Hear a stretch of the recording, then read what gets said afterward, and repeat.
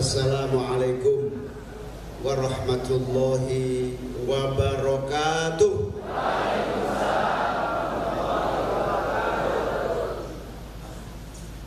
Bismillahirrahmanirrahim. Alhamdulillahi rabbil alamin.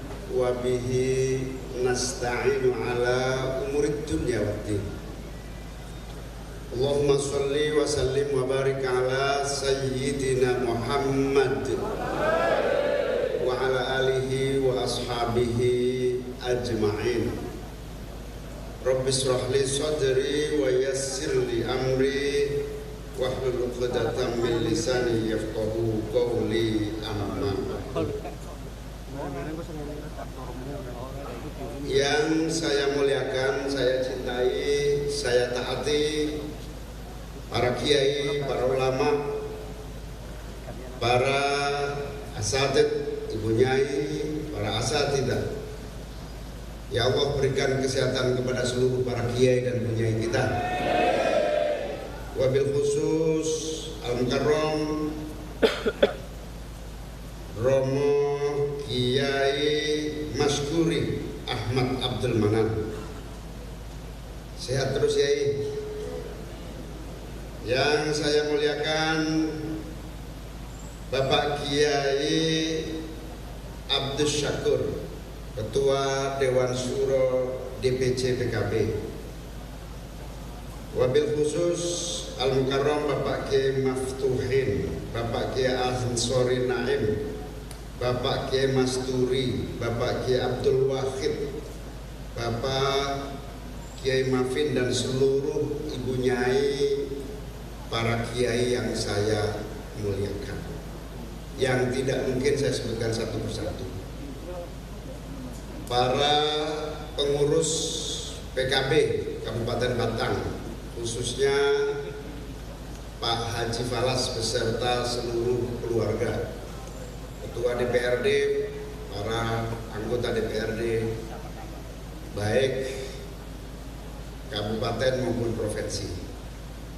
Alhamdulillah siang menika dalam saged sowan panjenengan sedaya didampingi Al-Mukarram Romo Kiai Badawi, didampingi Pak Hanif Dakhiri, didampingi Pak Bambang dan seluruh jajaran DPP yang hadir.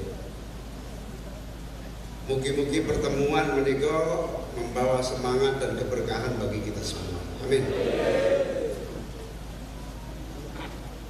Wau sampun disampaikan lengkap oleh Wakil Ketua Umum DPP PKB Pak Hanif Dakhiri, juga sampun didhawaken Romo Kiai Badawi dan seluruh agenda-agenda juang yang menjadi tanggung jawab kita. Itulah perjalanan yang sedang kita hadapi hari ini, yaitu perjalanan perjuangan politik PKB yang tidak terputus dengan seluruh perjuangan politik Ahlus Sunnah wal Jamaah, dengan seluruh perjuangan politik Nahdlatul Ulama. Insya Allah kita yakin dan sepenuhnya optimis, kitalah pewaris utama perjuangan politik Nahdlatul Ulama dan Mbah Hasyim Asy'ari. Amin. Insya Allah seluruh langkah-langkah kita nyambung sanadnya, nyambung seluruh rangkaian sejarah perjuangan politik Ahlus Sunnah wal Jamaah, sejarah perjuangan politik Nahdlatul Ulama.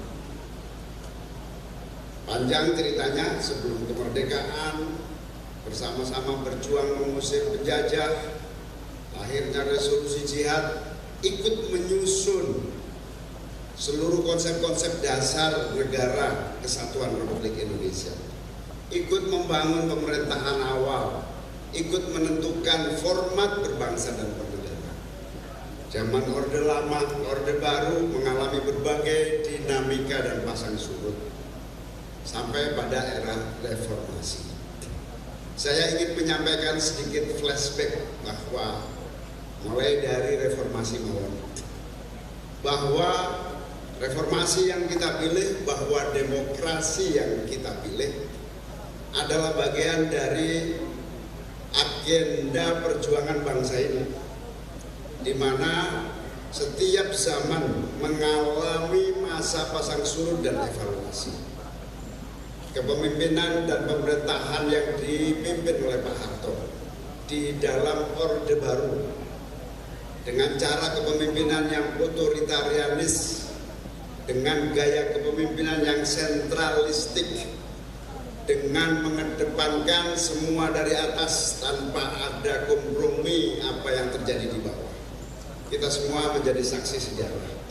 Saya menjadi saksi sejarah.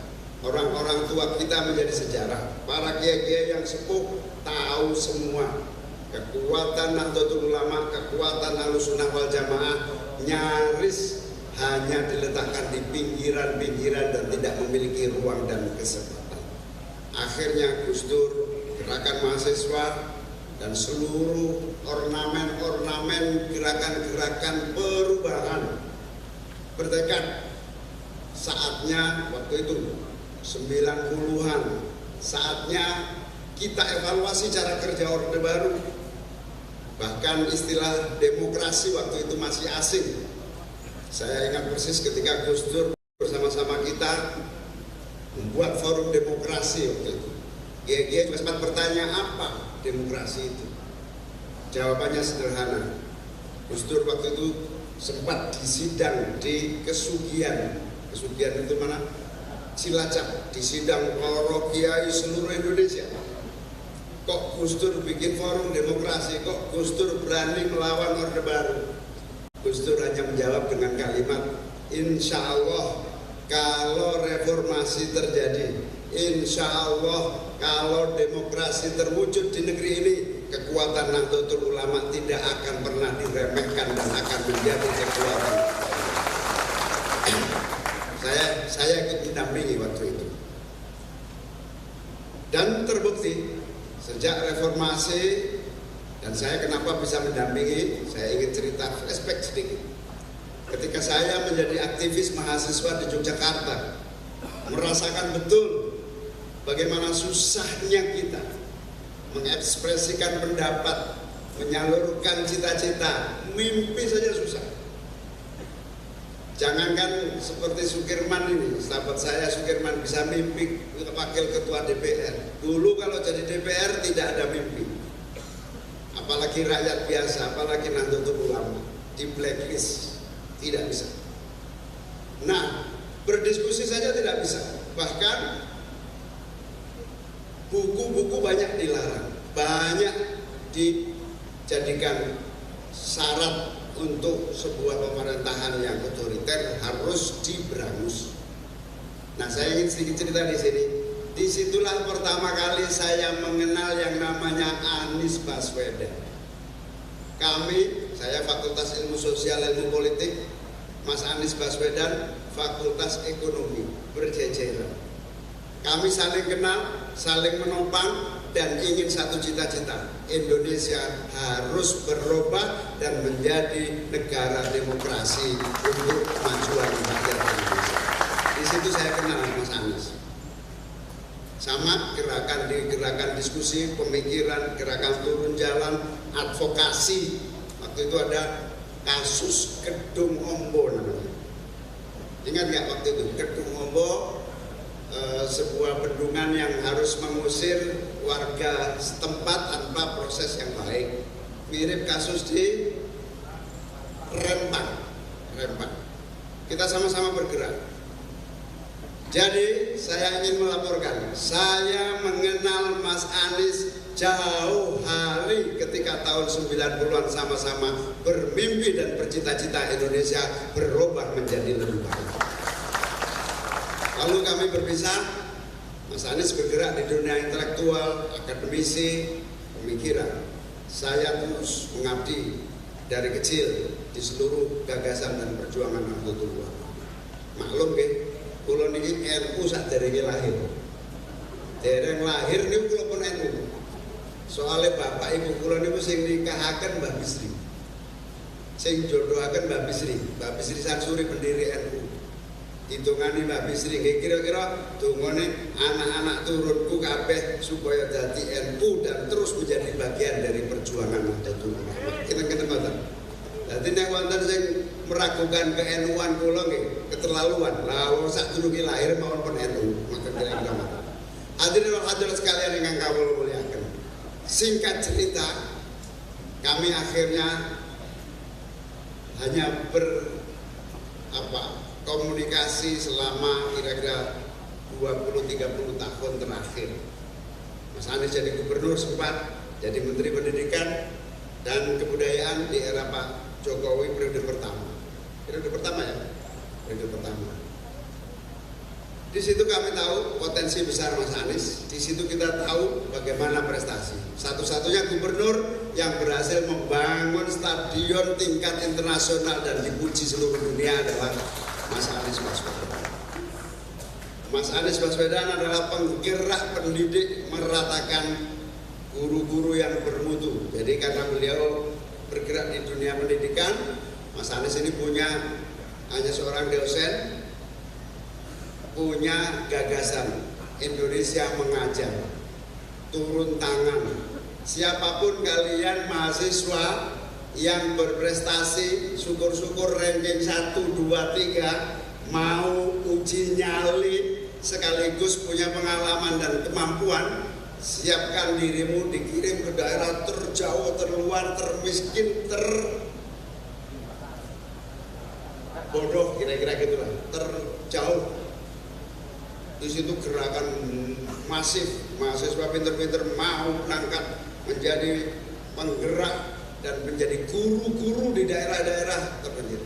Dari situ Mas Anies adalah menjadi tokoh pendidik yang mampu menggerakkan kekuatan pengajaran merata di tanah air.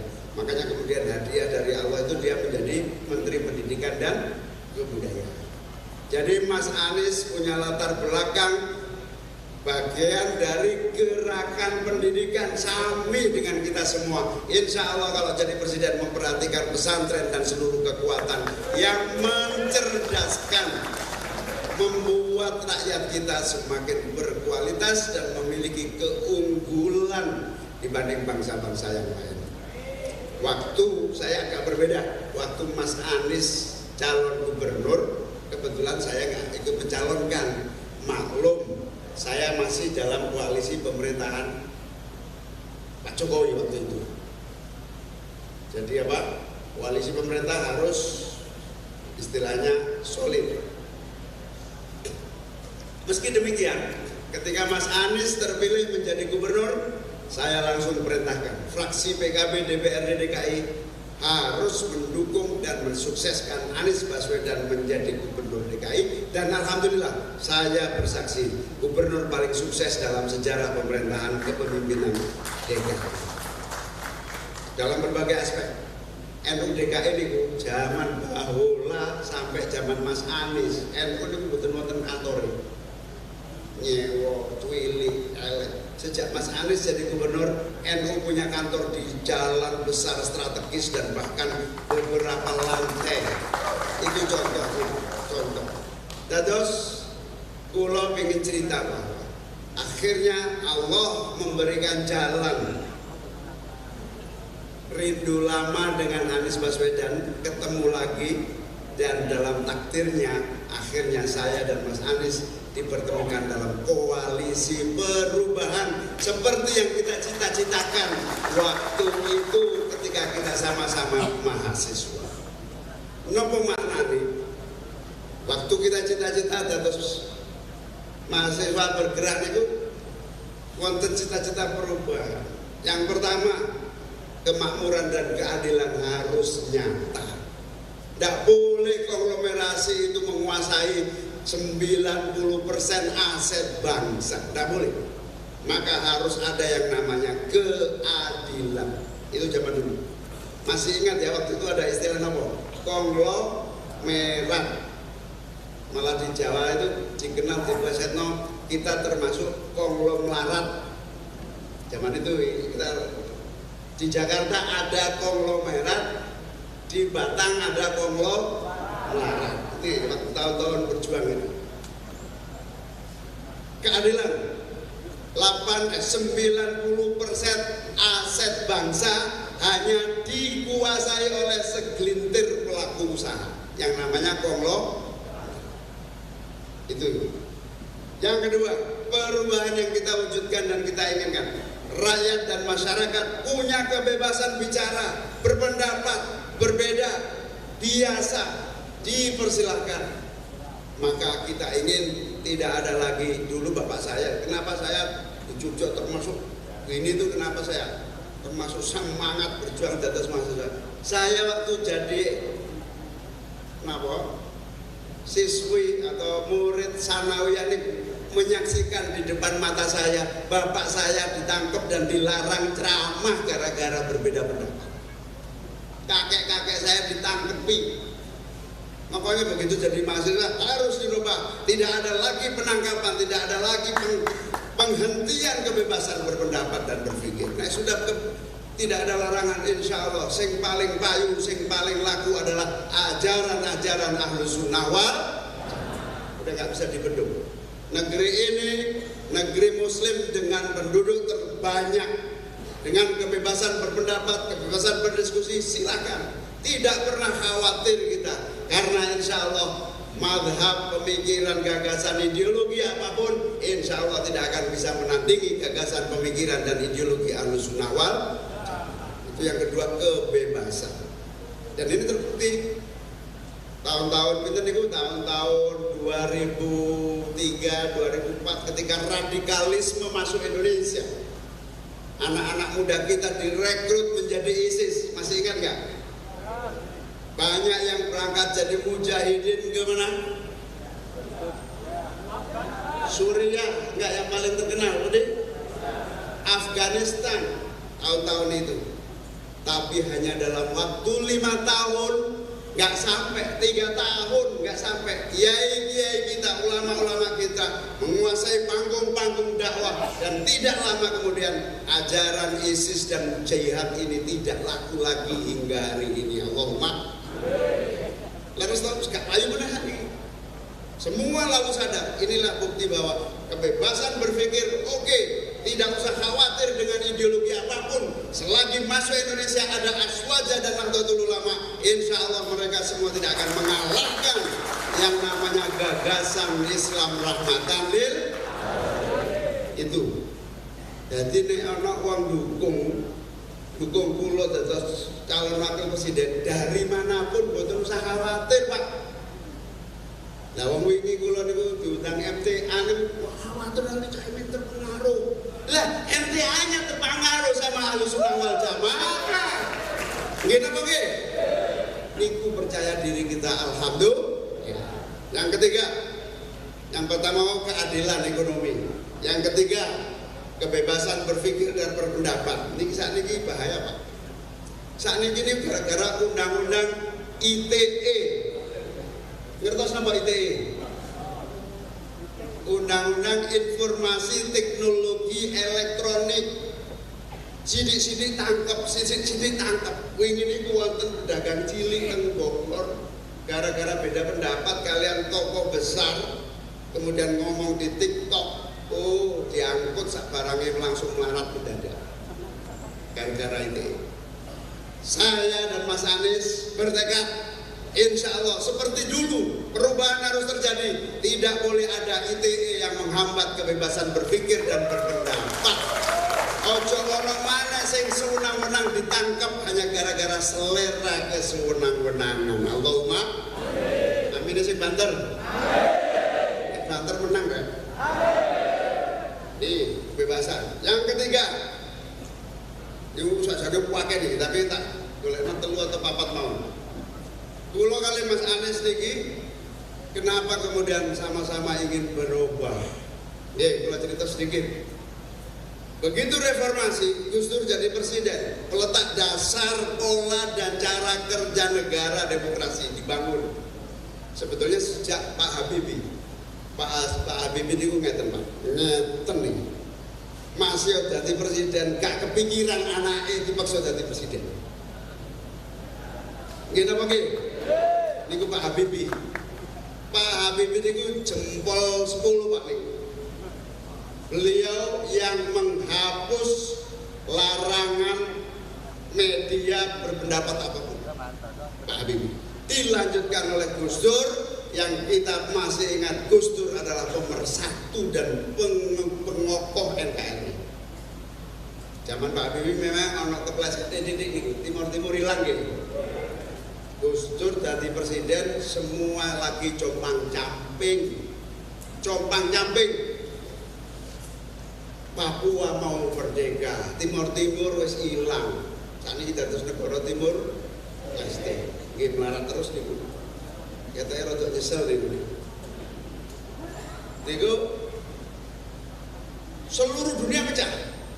Rusia saat ini namanya Rusia, rumiyin namanya apa? Uni hancur jadi negara kecil-kecil. Nyaris Indonesia jadi negara kecil-kecil termasuk Papua lepas. Gus Dur, guru besar kita, punya ide, punya gagasan. Saya jadi presiden, saya harus menjaga NKRI, tidak boleh ada satupun yang lepas dari Indonesia. Apa yang dilakukan Gus Dur? Keliling ke seluruh dunia, nemuin semua kepala negara. Kami Indonesia berdiri tegak bersatu, jangan coba-coba memecah belah kami menjadi kepingan-kepingan negara. Keliling Pak.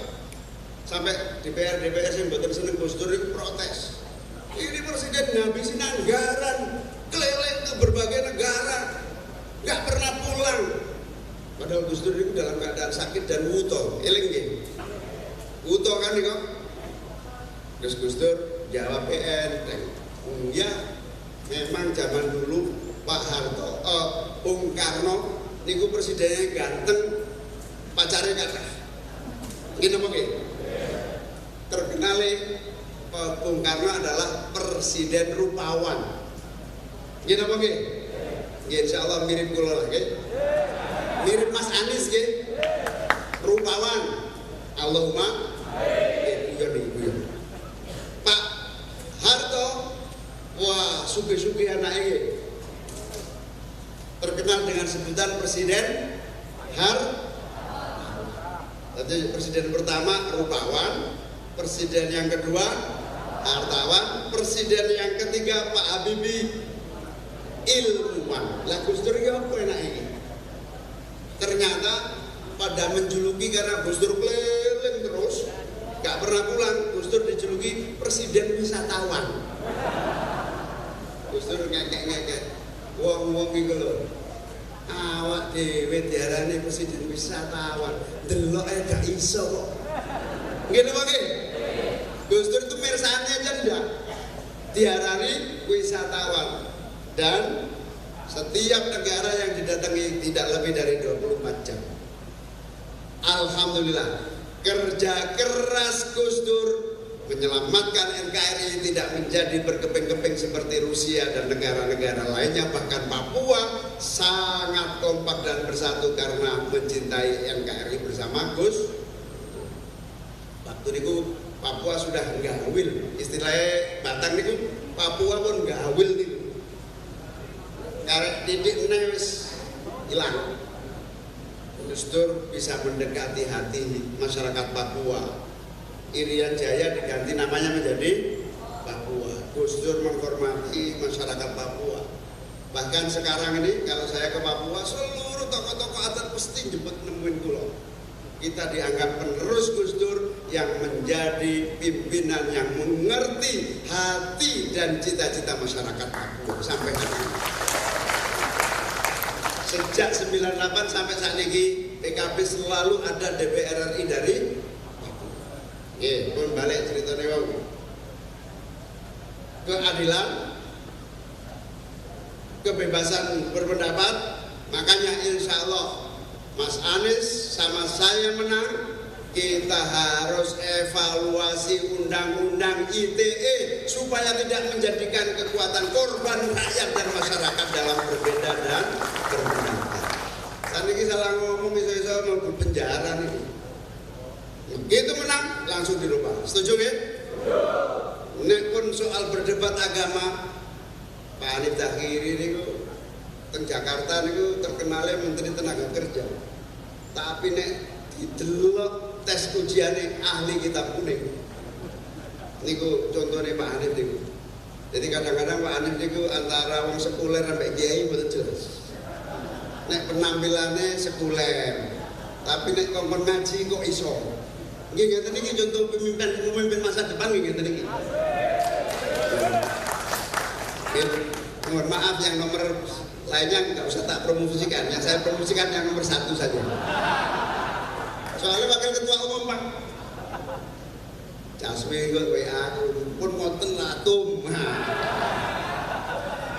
Pak Bisri WA kok Pak Hanif kok saya dibilang wakil ketua umum piye? Amen nggak tahu nyetor sarung. Salah dhewe. Mana Pak Bisri mana? Oh, wis mulai soalnya khawatir take sarung. Oke, kebebasan berpendapat. Dan yang ketiga ini unsur dari semua ini adalah kita ingin pembangunan nasional kita yang mengalami berbagai kemajuan, berbagai kekurangan, berbagai keberhasilan, berbagai momentum-momentum. Kurang satu aja. Pembangunan ini harus memasukkan paradigma keadilan dan kesetaraan di dalam setiap keputusan. Sebab napa? Poin pertama niku Pak. Sakniki sing gede tambah gede, sing cilik gak iso gede. Ini Roma Irama nih. Yang kaya makin, yang miskin makin apal kabeh, kemarin Roma Irama kabeh. Demi perubahan ini, demi perubahan katanya. Nah, kita ingin seluruh unsur kebijakan undang-undang, seluruh unsur kebijakan pemerintah harus betul-betul memasukkan setiap unsurnya paradigma, cara berpikir, cara kerja, cara menjalankan dengan unsur keadilan dan kesetaraan. Ini amanat saking pendiri bangsa kita. Indonesia adil dan ditambah satu, Indonesia yang adil dan makmur untuk semuanya. Yang besar boleh tambah besar, tapi yang kecil harus tumbuh menjadi besar. Allahumma itu yang ketiga. Jadi kebersamaan saya sama Mas Anies ini sebagai bagian yang tidak terpisahkan. Takdiri ngoten. Cinta lama bersemi kembali. Perjuangan 90-an dulu yang kita lakukan berdua hari ini dipertemukan lagi oleh takdir Allah. Setelah kita coba jalan-jalan kemana-mana ngerayain keadaan, ternyata takdirnya adalah amin. Dan seluruh Indonesia tidak ada yang tidak kenal dengan amin. Allahumma amin. Nanti kalau ada Bawaslu dilarang kampanye di masjid, nggih napa nggih? Mboten napa-napa malah boleh. Itu tondo-tondo zaman, tondo-tondo perubahan. Nggih, kula cerita sedikit. Kula sampun sowan guru-guru kula. Nggih, kula pun cerita bolak-balik niki milih pasangan perubahan amin niki Anies Baswedan Muhaimin niki mboten soal logika mawon. Mboten soal rindu perubahan yang lama bersemi ketemu kembali. Bukan sekedar itu, tapi kita juga menggunakan istikharah. Gus Badawi istikharah ke Mekah. Itu berangkat khusus kangge istikharah ke Mekah. Perintahnya wa ta'awanu 'alal birri wa taqwa wa la ta'awanu 'alal ismi wal udwan. Ojo seneng-seneng terus karo sing ismi wal. Nah niku kira-kira juga Kiai Toifur, Kiai Khalil, As'ad Samsul Arifin, Kiai lain banyak sekali yang menjadi pertimbangan. Salah satu poin yang disampaikan kepada saya adalah Muhaimin sampaikan kepada seluruh kiai-kiai, Muhaimin sampaikan kepada seluruh rakyat Indonesia bahwa perubahan itu sunnatullah, bahwa perubahan itu pasti dibutuhkan, bahwa perubahan itu tidak akan bisa dibendung karena kezaliman dan kemungkaran sudah terjadi di mana-mana. Allahumma konglomerasi saniki wonten malih namine napa? Oligarki. Oh, Batang ngerti oligarki berarti sudah gini. Kalau dulu namanya konglomerasi. Sekarang namanya kalau dulu oligark, kalau dulu konglomerat, sekarang oligark. 100 orang menguasai 85% aset dan kekayaan negara bangsa. 15% termasuk awak-awakan ini menguasai itu proton nih. Makanya orang PKB melarat-melarat itu wajar kebagiannya 15%. Betul sangka lo nih, memang ya takdir ini menek jenengan boten pingin ngeluh yo piye carane amin menang supaya 85% terbagi rata untuk rakyat bangsa Indonesia. Allahumma amin. Niki serius Pak, niki boten guyon niki. Perintahipun adalah perubahan itu sunnatullah. Perubahan itu tuntutan sejarah. Nggih, konglomerat jadi oli. Jenengan eling Pak Harto nuntun Mbak Tutut eling napa mboten? Eling Pak Harto dadekno Mbak Tutut menteri eling mboten? Eling Pak Harto bikin anak-anaknya kaya raya mboten? Nggih, iki nomor loro. Betul saya kalau jelasaken betul. Bahaya iki. Bahaya iki. Nggih, niku. Terus yang ketiga, nggih sami kita menyaksikan bahwa Indonesia negara dengan jumlah umat Islam pemeluk terbesar di dunia ini betul-betul menjadi harapan bukan hanya untuk Indonesia, tetapi harapan seluruh bangsa-bangsa dunia. Ini wonten cerita ini. Seluruh dunia mengakui hanya Indonesia yang paling kuat dalam menjaga persatuan dan kekompakan. Ini seluruh dunia. Dan seluruh dunia tahu yang menjadi faktor kekuatan dan kesatuan serta kekompakan ini adalah persatuan dan fondasi umat Islam Ahlus Sunnah wal itu fondasi. Seluruh negara Eropa berantakan. Napa? Imigran masuk untuk tenaga kerja, akhirnya radikalisme muncul, bentrok terjadi hingga hari ini. Amerika macam-macam persoalannya, bahkan Amerika ini hari ini Pak menjadi negara dengan jumlah utang terbesar di dunia. Ini Amerika yang digoyong.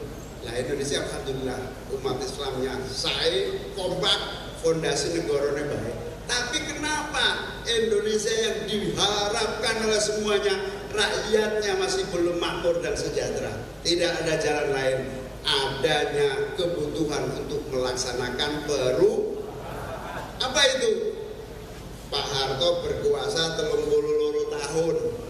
Sebuah sistem oleh kepemimpinan sentralistik dilakukan 32 tahun ambruk. Mulai dari nol. Masih ingat ya, peristiwa 98, konflik sosial, ekonomi hancur, negara berantakan, mulai dari titik nol. Indonesia hari ini Bapak Ibu sekalian, para kiai kang kawula mulyakaken, sejak 98 kita memilih demokrasi dan reformasi sudah lebih dari 26 tahun. Artinya kalau sampai 30 tahun ini harus benar-benar pinter melakukan evaluasi. Pak Harto Rien diingatkan. Pak Harto Rien sepuh-sepuh ingat. Pak Harto dulu diingatkan oleh namanya teman akrab beliau, namanya Benny Murdani. Kenal betul? Dulu Panglima TNI. Pak Harto dealing dong karo Pak Benny. Pak Harto, anak-anak jenengan ngerepoti jenengan lo.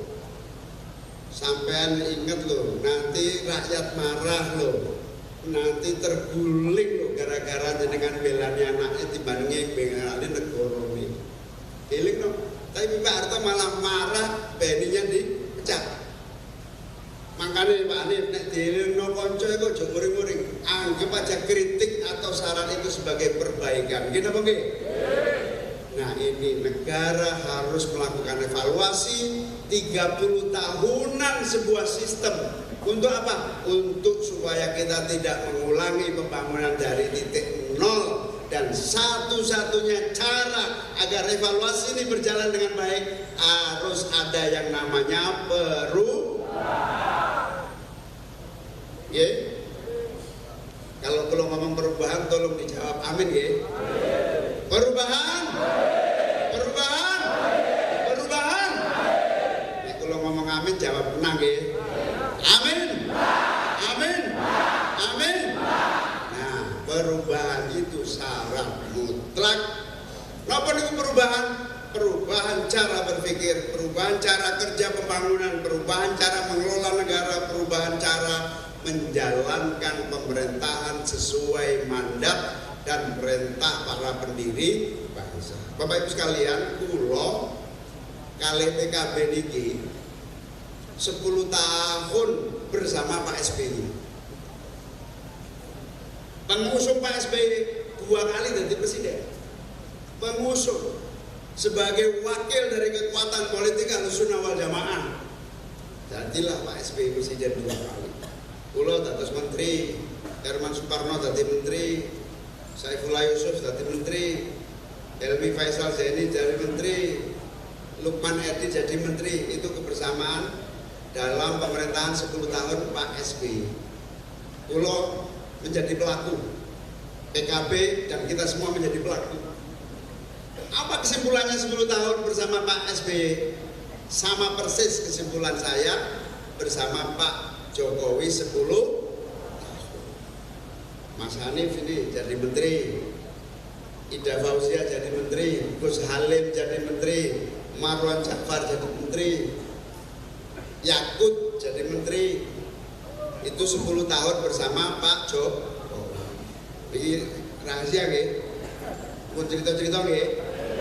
10 tahun bersama Pak Jokowi, 10 tahun bersama Pak SBY. Ini live, ini ada yang live ini. Live Kompas TV tapi betul apa-apa. Kesimpulannya 20 tahun ini politik kita masih pada level la yudroku kullu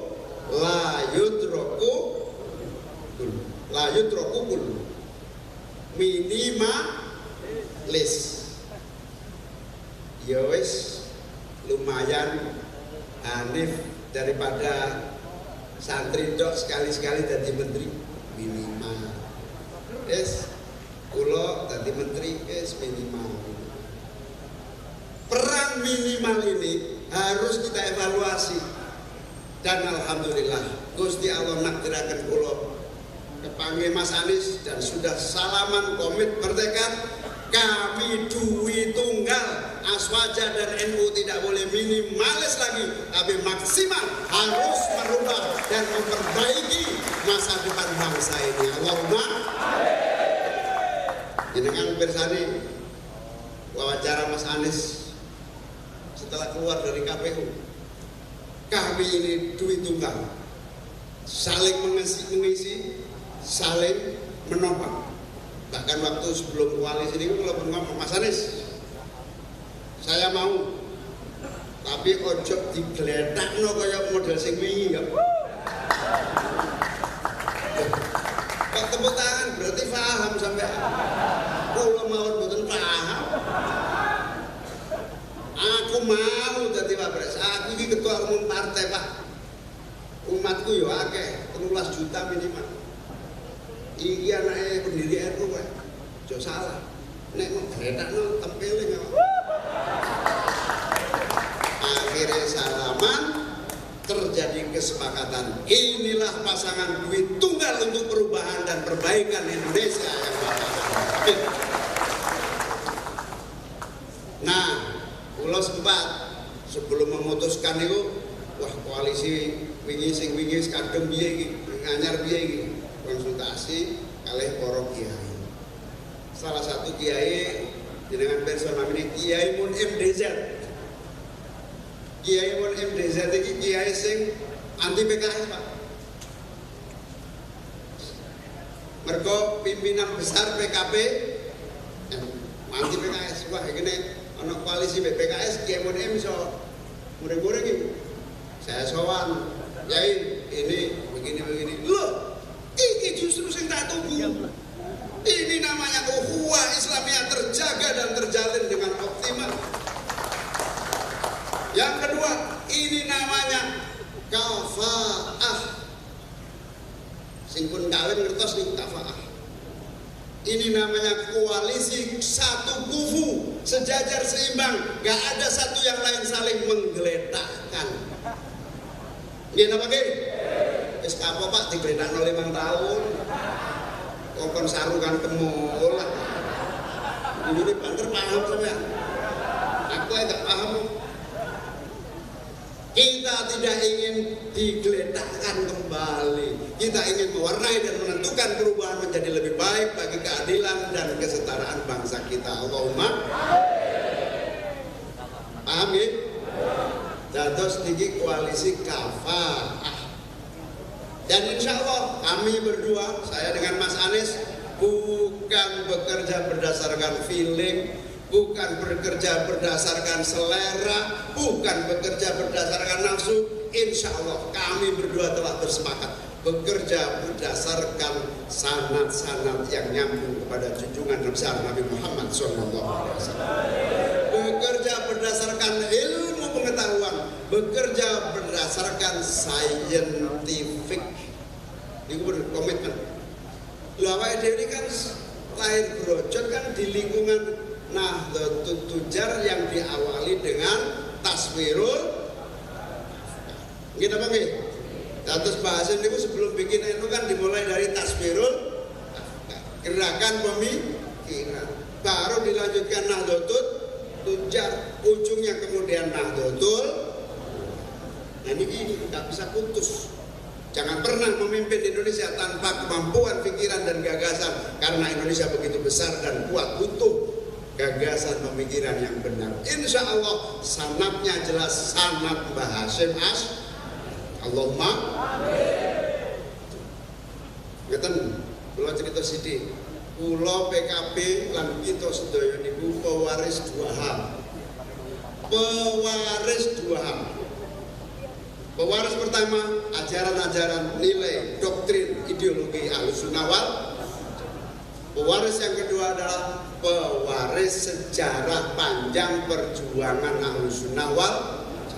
Kenapa kita berani ngomong? Insya Allah dari seluruh keluarga besar kita, meskipun berbeda pendapat itu biasa, insya Allah PKB selalu menjadi kekuatan utama jumhurul ula yang terbesar.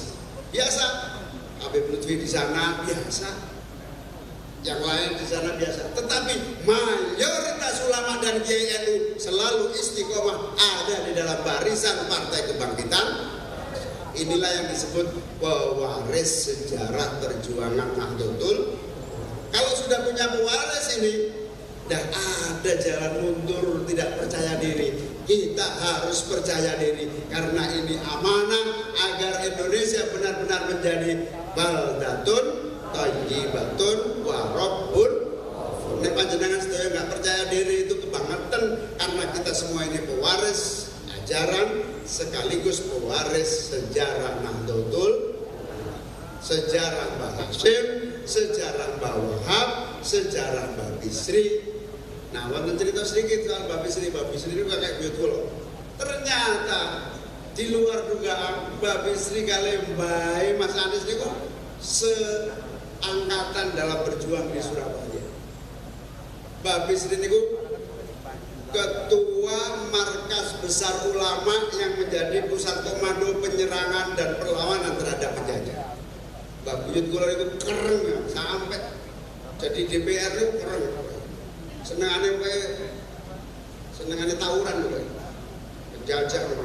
Nah, Mas Anies itu baik, Abdurrahman Baswedan itu akhirnya di Surabaya juga mengorganisir gerakan NKRI menjadi persepsi dan menjadi kekuatan pemikiran. Ujung-ujungnya Mas Anies Baswedan itu bapaknya, kakeknya Abdurrahman Baswedan itu akhirnya keliling ke seluruh dunia menjadi diplomat yang meyakinkan negara-negara lain bahwa Indonesia merdeka. Jadi pejuang kemerdekaan. Kesimpulannya ini reuni malih nih. Kakek-kakek kita telah mewariskan kemerdekaan, maka kita hari ini harus menggelar karpet kesejahteraan untuk rakyat Indonesia. Niki reuni mawon nih, niki reuni. Kakek-kakek kita merintis dan melahirkan kemerdekaan, maka kita semua hari ini harus mampu menggelar karpet kesejahteraan dan kemakmuran. Allahumma ini sepintas semua jalan. Niki sampun takdiri seperti itu, perjalanan tidak bisa dibendung. Kalau ini ditakeni kali tim kita yang ada di KPU. Ini foto mana yang mau dipasang di KPU? Sakarmu. Nah yang mana sakarmu? Pilih dewi. Mau nek perlu pasangan pas aku turu wong nyatane bakal menang kok iki. Allahumma kalau sampai wani ngoten iki. Mergo niki napa? Sejarah ada di depan mata, warisan ada menjadi di pundak kita. Insya Allah perubahan tidak bisa dibendung untuk Indonesia yang lebih baik dan maju di masa yang akan datang. Saya sampai guyon sama tim yang ke KPU. Guyon betul serius. Pasangan gambar turu yang menang itu. Allahumma tapi akhirnya gitu, dipasang yang paling cetoke sing paling ganteng. Menurut kula nek menurut jenengan ya sakarepmu. Sing penting kita yakin, percaya diri. Dengan yakin dan percaya diri, insya Allah kita menulis sejarah perubahan dan perbaikan Indonesia seperti kita menulis sejarah tahun 98 bersama Gus Dur merubah Indonesia menjadi lebih baik lagi. Amin. Itulah cerita panjang dan tidak usah khawatir siapapun pendukung kita, dari latar belakang apapun pendukung kita, insya Allah semuanya adalah kekuatan yang akan menjadikan kemenangan. Amin. Nuwun ngapunten, sampaikan salam dalam kepada kiai-kiai yang boten rawuh. Niku rata-rata kiai-kiai niku kudu disowani, kudu agresif. Liyane agresif, awake dhewe kudu agresif. Sampai aku salam kula kalian Mas Anies, dereng saged sowan satu persatu, dereng saged sowan dari para tokoh-tokoh yang belum hadir, dereng saged sowan kepada pimpinan-pimpinan desa dan masyarakat. Sampai akan salam kita berdua, Mas Anies dan kula, nyuwun pantungone, nyuwun restune, insyaallah jiwa, raga, dan darah kami kita wakafkan untuk perubahan Indonesia yang menjadi lebih baik. Sampaikan kami akan menjadi kekuatan merah putih, kekuatan NKRI yang benar-benar tidak ingin Indonesia berjalan mundur lagi seperti zaman Orde Baru. Ingin berjalan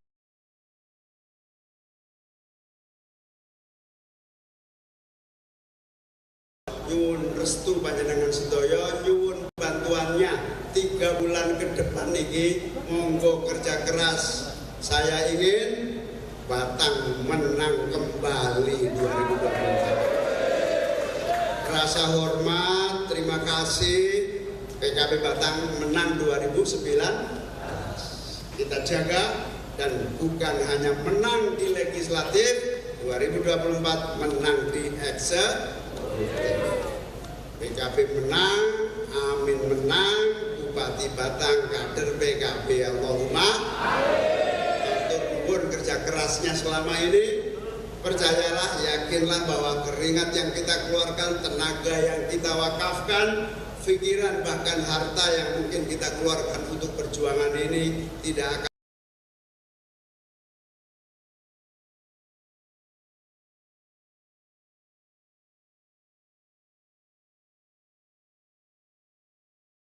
mewujudkan Indonesia yang adil, makmur, dan sejahtera. Izul Islam wal Muslimin, baldatun thayyibatun wa rabbun. Soal beda pendapat main biasa, biarin aja, 1-2 yang berbeda nggak masalah. Yang penting siapa ingin menyongsong masa depan, maka mari berbaris bersama Amin untuk perubahan di masa yang akan datang. Allahumma atur sangat atas perhatiannya. Mugi-mugi Allah ngijabahi sedaya ikhtiar kita sedaya. Mugi-mugi Allah paringi kemenangan buat kita sedaya. Mugi-mugi ibadah kita diterima oleh Allah Subhanahu wa taala untuk mewujudkan Indonesia yang makmur dan sejahtera. Yang penting kata kula akhiri, wallahul muwaffiq ila aqwamit thoriq. Wassalamualaikum warahmatullahi wabarakatuh. berkeluarga